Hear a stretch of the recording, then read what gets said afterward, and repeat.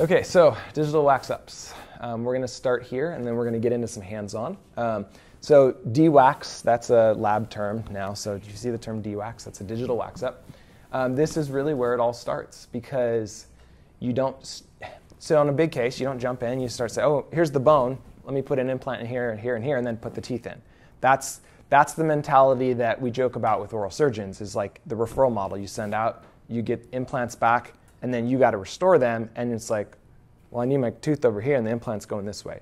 You know, it's not always that extreme, right? But the point is, teeth first, implants to support the tooth position. I stole these pictures from Jared because you did this case, right? You sent these pictures to me, and I mean, the occlusion was right on that case, wasn't it? Yeah, it worked really well. Yeah, and so he did this. I mean, and you had, it wasn't hard, was it? No, that was the first one I'd done. I just took the denture module and just laid it in there and then just drug the teeth out. Yeah. And it just created a really robust temporary. You can bulk them out, so you have a really strong temp, right? When you do a full arch case, the worst part is just your temps always bust, right? You're trying to pull them off, and they're cracking, and they're coming in pieces. Yeah. And I just like that you can make them really robust. Yeah. So that your temps are solid. Yeah. It's great. I thought that was the best thing, and they turned out really nice. And I just did a suck down. You can do the putty. I just did a suck down on it and seeded it, and it worked really well. Yep. The occlusion was almost right on. It worked really nice. So, because before digital, I was like, and this goes back to that convenience too.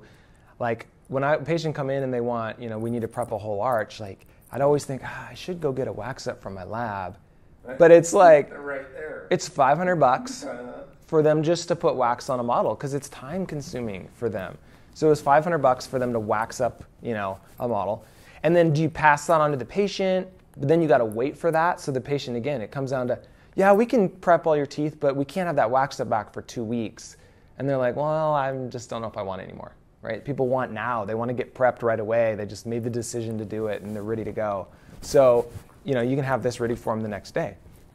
So now I went from like, man, I should do a wax up, I don't really want to now like, oh, wax ups are great. Do them for all the cases. Because they're cheap, they're free, we can do them, we can have them fast.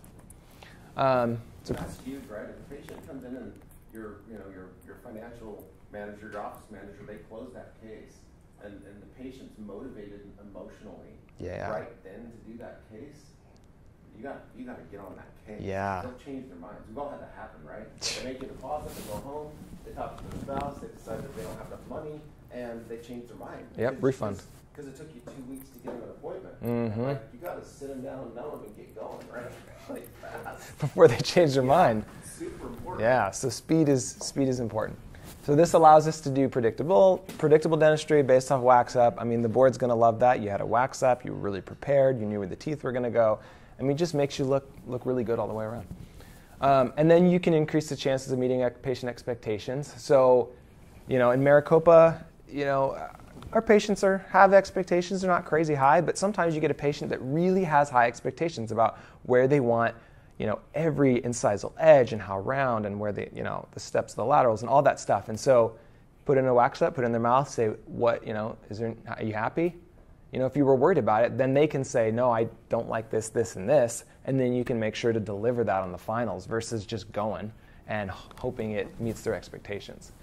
And it gives you, ability to have plan A, plan B, plan C, plan D. I talked just a second ago about how plan A was to deliver an immediate load hybrid, which I had ready to go. And I didn't, I said, okay, I didn't want to load. I want to go plan B. I already had the wax up in, went back to the software, cut the teeth out, put a base on there, didn't move the teeth because they're already waxed up, and then printed a denture. And then, so that was plan B. So. If you guys see there too, I just did that to ideal plane of occlusion because she wanted to do the lower, right? She ended up doing the lower like a month later. But you can see that it's open in the biome there. I just left it open. Yeah.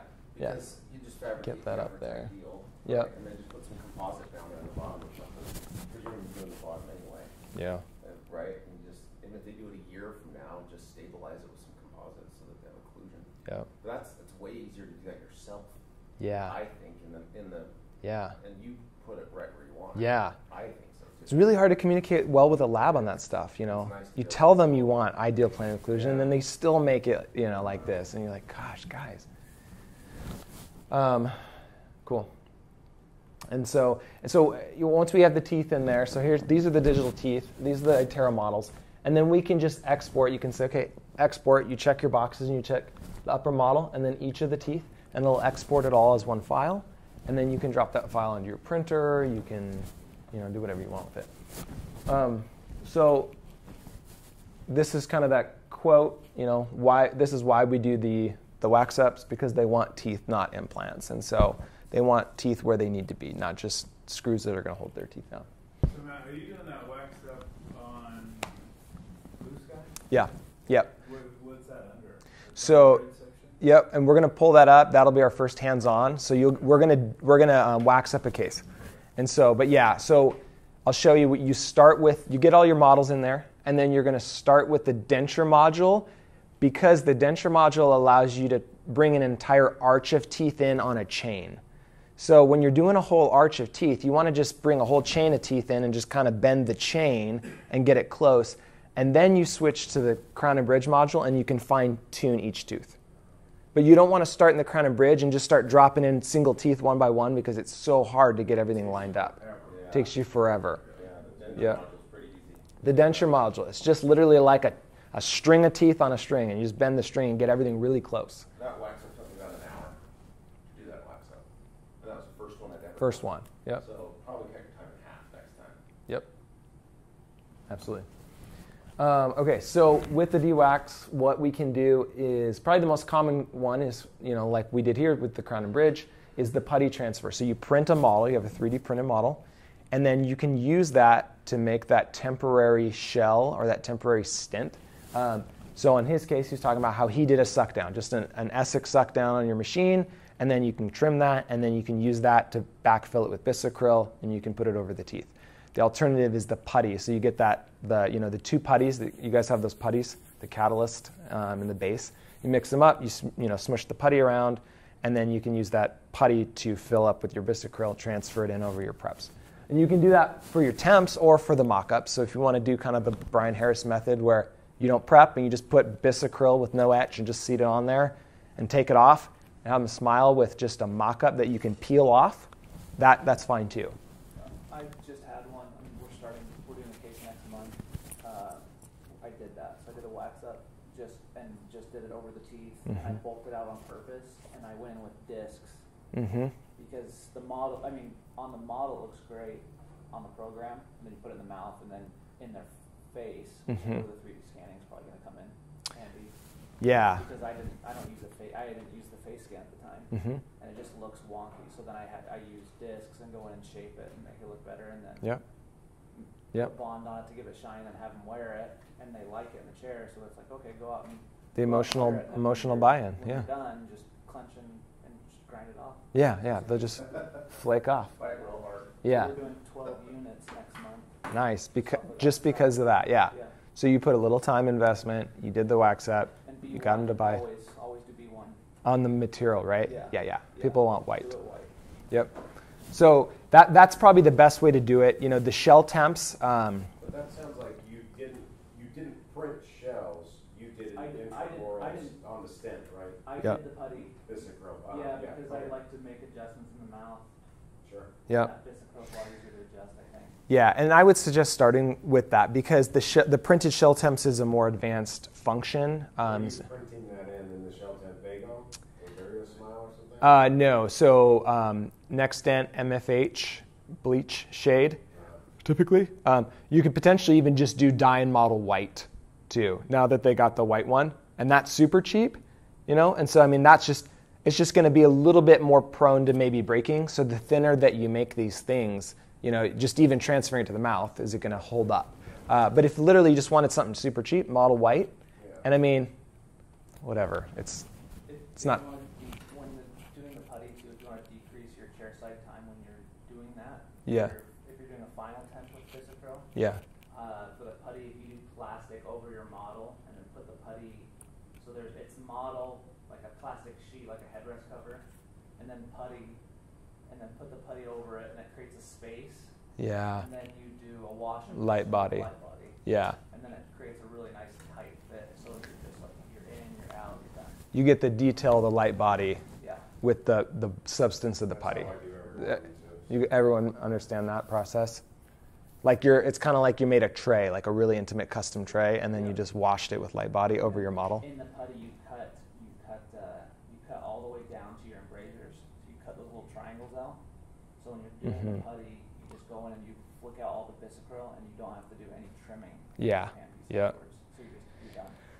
So you guys understand that? Like you use a scalpel to make like vents. Yeah. Right, like a vent, a facial vent. So when you see it expresses out the vent, and you can pick off the little excess globs. Yeah. So none of it's on the palate. It's all comes out the facial. Yep. You're just done. So snap and smiles, I went over that. Pre-made shell temps for either crown and bridge or implant temps. Crown and bridge shell temps is something like we all kind of long for. We think that this would be awesome if you come into a full mouth prep and have your shell temps ready to go chair side and slide it on. It's just, in reality, it's just not that easy to do. So a more direct method is definitely recommended. Having shell temps pre-printed to fit intimately over multiple preps, no, good luck. It's just there's not enough play because your preps are thin. But it does work really good for implant temps when you're picking up something chair side on a cylinder. So if you guys are using temporary cylinders to temporize your implants, you can have your temps pre-made with the hole already planned to slide over the temps. So here's a really cool case example of what I did. A guy came in, he had implants placed for an implant bridge from 6 to 11. So it was like 6, 8, and 11. Somebody else placed them and they were buried. And then he had his posterior teeth, his premolars and his molars. And so he needed everything prepped. He needed his premolars and molars prepped. And then he needed to uncover and temporize 6 through 11 implant bridge. I didn't place the implant. All I have is a pano, right? So you don't really know where the angles and the screw accesses are because somebody else placed them. You don't know if they're going to come out the facial or whatnot. So what I did was you scan them with an iTero and take a cone beam. You bring it into Blue Sky, you stitch them, and now you've got a cone beam where you can see your implants in the cone beam, and then you take a digital implant in Blue Sky and you drag it on and you just overlay it with the existing implant. So now you've digitized that implant, and now you can right-click, add abutment, throw on what you need to throw on it, and then you can see where the screw accesses will emerge based off of your wax up that you did on that edentulous site. And then so you can design 6 through 11 bridge, and with the screw hole accesses already cut out in the temp. So then the patient came in, they're buried, and I already have the temp with the holes in them, and I just 15 uncover, put the cylinders on, and then my temp just slides right over the cylinders. And so now you just lute it and pick it up, and then you're ready to go. And you've got a screw retained temporary implant bridge to shape the tissue, allow the healing, and then you can go to final predictably on that. So that was a really cool application of digital dentistry that saved that time versus cutting them open, healing abutments, guessing, and then having to cut holes through your temps, hoping that your screw access is correct. So a really cool way to go. So evaluating implant position to ensure the anatomical screw access, that's a good case example that I just went over there. And then interim or conventional dentures. So I'm still just doing interims because, I think your conventional dentures aren't going to look quite as nice, versus a lab-made polished acrylic. If you guys follow Corey, he loves this stuff because it cuts costs down. But for us, our biggest barrier isn't really cost. The cost of a conventional denture from the lab just really isn't that much. So he's like, I'm trying to serve this, hillbilly population in, Nashville or whatever. He's like, so I got to keep my costs down, but our cost is still mostly just our time. Dentures just aren't that expensive, and so, the difference between paying a lab, $80 to $100 versus printing it. It's not a huge cost saving, but they're not going to look quite as nice as the finals. So I'm still going to reserve the finals in acrylic and have a lab make them really nice because I think patients are going to expect that. To you have a lot of adjustments for the printed interim dentures? Very little, because it's really so occlusal adjustments. Very little, because it's like doing that digital wax up. Like when you digitally wax up a tooth and you go to print, I mean, it's really accurate, assuming everything got transferred appropriately. It's kind of like you did the digital wax up temps, where you made the bisacryl temps. The bite's usually right on. Same with the digital dentures. It's all digital. The models are held in space. There's no mounting error. You know, all the steps. You know, the pour up to the mount to the, you know, all the different analog steps that could introduce little inaccuracies. Digital is just fixated. It's not moving. So occlusal has been very little adjustments, and then like intaglio adjustments have been very little, because I put a bunch of slop into him and then reline them chair side. So leave them a little short, add a little bit of spacer. I mean, have them passively loose, and then just capture the intimacy with your reline material of choice, hard or soft or whatever. You do that days later, weeks later? On an immediate load case, I like to just push them off as long as I can and get as much healing as possible. Just because if you do it like day of, I mean, they're going to be happier, but you're also going to like all those sockets, like the material goes up into all the sockets and stuff. So, you know, I don't know if you guys have anything, you know, methods that you guys really like.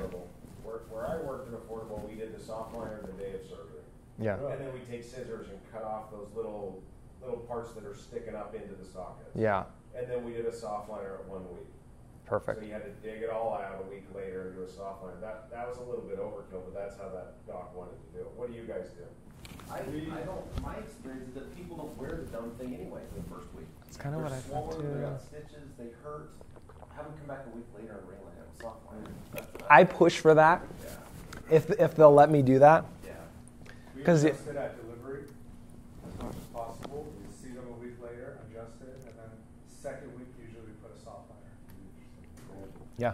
No right or wrong. No right or wrong. Whatever your experience is on that. But the materials stick pretty good to the printed material.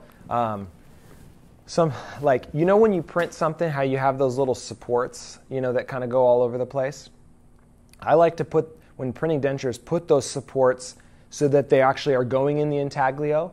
And then when you grind them off, I'm just, you know, rough grinding everything, grinding all those supports off, and maybe even leaving a little bit of roughness, because it's going to add some mechanical retention for your reline material.